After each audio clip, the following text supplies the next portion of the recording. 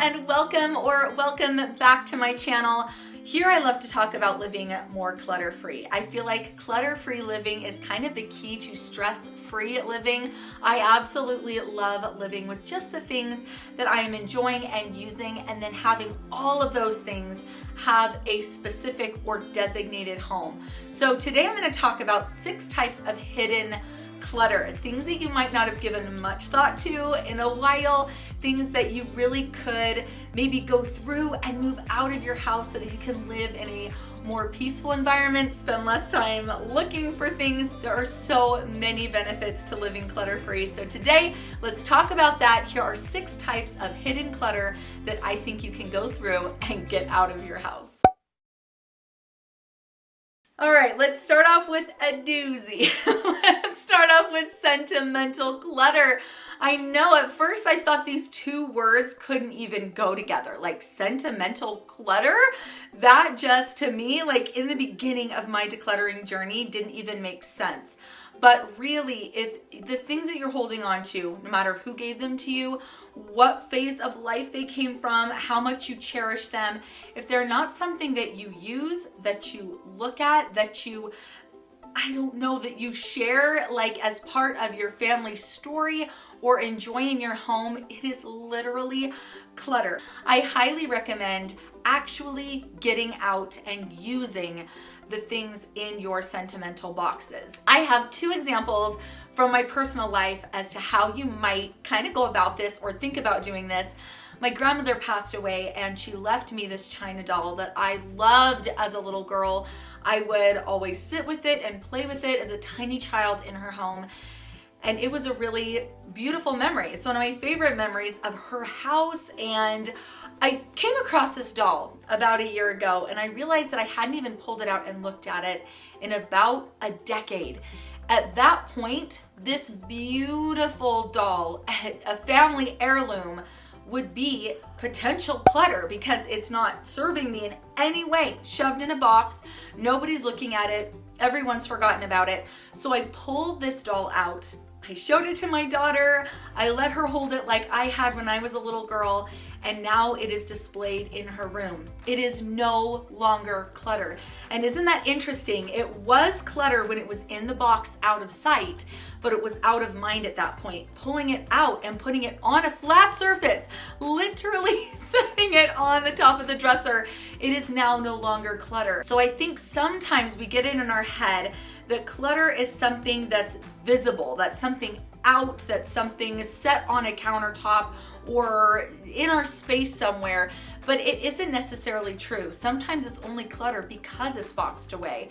And once you pull it out and start enjoying it and using it, it is no longer clutter. Now it is that valuable thing or that valuable piece that really does mean so much to you. And now you can share that story with your family and enjoy it. And then I had this beautiful bowl that I had brought back from Italy that I never wanted to break. I just put it in this box and I thought, I'm gonna keep this thing safe forever. So I bought this dish in Venice, Italy, when I was on a college study abroad.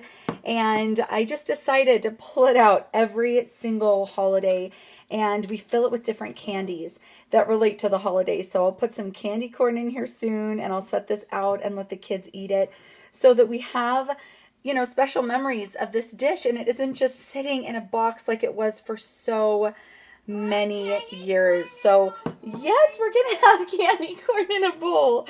So pull your special things out, teach your kids why they're special, use these beautiful things, and then they really do become a family heirloom once your family has memories with them. And I never pulled it out until about 17 years after I had actually purchased it. And I really started thinking about things differently. And this is the beginning of my decluttering journey. And I said, what good is this beautiful dish if it's just sitting in a box? It does me absolutely no good. And my kids don't even know where it came from. If I were to pass on, nobody would even know what that dish was, where it came from, or why it was special to me. So I pulled it out. I told my family where I got it, why I loved it. And every single holiday, I pull it out and we use it. So sentimental clutter, I think we can all think about this differently and start making albums out of these cards and papers and schoolwork projects that we did, and displaying our family heirlooms, using these things in our home so that we can tell the story, not only our own story, but the story of our grandparents and our family and the people that we love. So sentimental clutter is tricky, it's hidden, but it is definitely something I recommend you think about. I love a good controversy. I absolutely do. Here's a controversial one for you. I really recommend getting rid of, here we go, getting rid of books that you've read and loved and just don't plan on reading again. So this is controversial, and I know this because I've talked to you guys about it in the comments, because so many of you have said, like, how can you get rid of books? Like, books are so valuable, and I could not agree more. However, if you're keeping books just for the sake of keeping them because you loved them and they're somewhere stashed away, they're in a bin, a box, somewhere kind of hidden, and you're never gonna read them again, they are not serving anybody. Nobody. They are just cluttering up your house at this point. So if you like to decorate with books, and I know so many people do, go ahead and grab these favorite books of yours, whether you plan to read them again or not, and use them as part of your decor in your space. Now they're no longer cluttered because there's something that you enjoy looking at. There's something very aesthetic to you and part of your home. So if you have books that you love, this goes with children's books too. I constantly go through my kids' books and get rid of things that they don't read anymore, that they've outgrown. That doesn't mean they don't have books. I don't get rid of all the books. I just get rid of the books that are now clutter in our space. So I think there's a new way of thinking about books, and we can definitely keep all the beautiful books we want, and we can read and enjoy healthy, beautiful libraries in our home. But I think it's really important that we don't just collect books that are not serving us in any capacity just because we're afraid to get rid of them. I cannot tell you the number of people that I see on social media or meet in real life that are completely overwhelmed by their own schedules. So this is a hidden clutter thing that I think we all have to be really careful about. And I have talked about this again on my channel, but an overbooked calendar is absolutely hidden clutter. And I say hidden because it's not something that we typically think of as clutter, but an overbooked calendar is clutter in your life. At the beginning of every single week, I recommend Sunday, go through your entire planner, your schedule, your calendar, and see if you can eliminate anything. If anything does not fit your goals, it does not fall into the category of a more meaningful, simplified life and home, cut it out. It's amazing to think about the things that we put into our lives and into our schedules that really, in the end, when we look back on our life, didn't matter whatsoever. So sometimes I feel like we get into this rut thinking we're only productive if we're really busy, and that's just not true.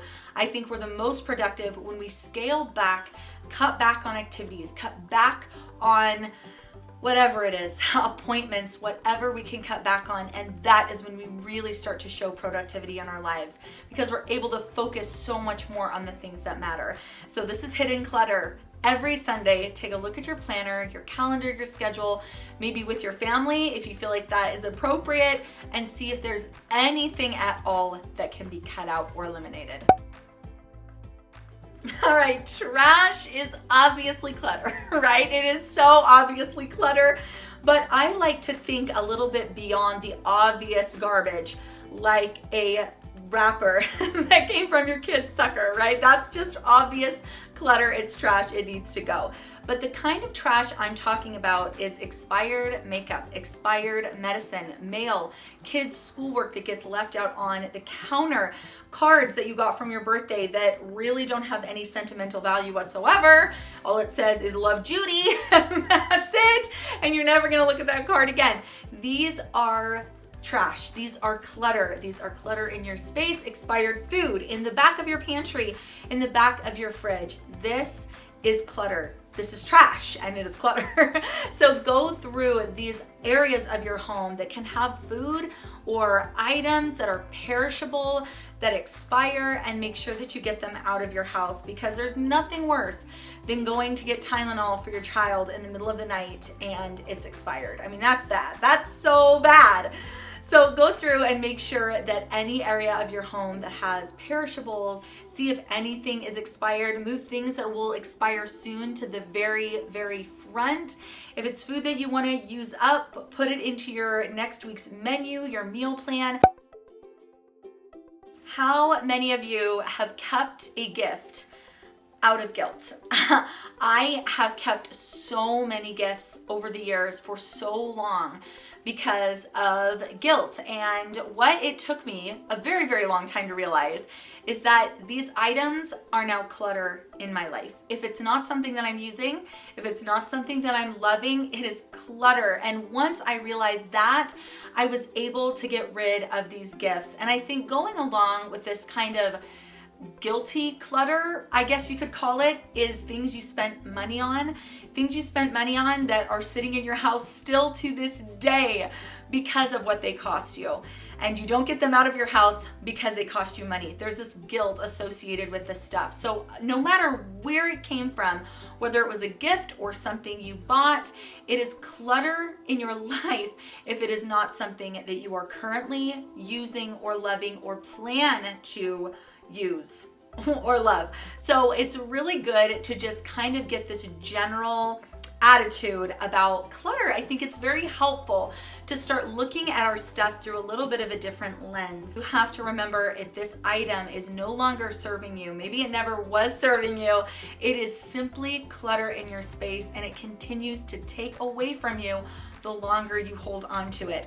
And I was in denial for so long, thinking that I would just deal with it later. I will deal with it later. But the reality is, even if I never get to it, somebody is gonna have to deal with that, even if it's not me. And I don't want that. I don't want that for my family. I don't want that for my friends. I don't want that for anybody close to me to have to go through and deal with my stuff. So if somebody gave it to you and you're not using it, let it go guilt-free. If you paid a lot of money for it, maybe you can sell it if you feel like it's worth your time. If you'll get a good return. If not, donate it. Let somebody else use and enjoy this item. That's another really, really useful thing to think about, is somebody else could be absolutely in need of the very thing that you have that's in a box in your garage. And once you realize that, it gets a little bit or a lot easier to just let it go. Kids' toys can be so tricky, and I know this because I have become sentimentally attached to some of my kids' toys, and that makes it really tough when it's something that they don't play with. They don't see the value in it. It's not something they love. It's not useful to them at all, but you're holding on to it because you think it is something amazing and it has sentimental value to you because you have these memories of playing with your child with it, or you wish you had it when you were a kid. Any of those things can cause us, myself included, to want to hold on to our kids' toys. But I have an idea. I am gonna start a grandmother's box. And I know it's early, my kids are still little, and I hopefully will be a grandma for a while, but I want to store my very, very favorite toys of my kids in a grandmother's box that I can then pass down to my grandchildren. And I'm gonna set a limit. This is not an unlimited amount of toys and stuff and books. Here's another thing you can do with the favorite books of yours. Maybe your kids don't read them anymore, but you really love the book and you have such fond memories. Put it in the grandmother's box. So I am going to give myself one bin, and it's gonna be what I'm allowed to keep. Whatever fits in there, I can keep. So I'm gonna choose my very favorites as my kids go through their life and outgrow things. I can keep my very, very favorite items in this box and save for one day when I hopefully become a grandma and can share these things with my grandchildren. So that's an idea. That is something you can do with these toys that your kids aren't playing with, but you think you can see your grandchildren loving. But give yourself a limit. Everything else things that are not going in the box have to get donated. Otherwise, they're clutter.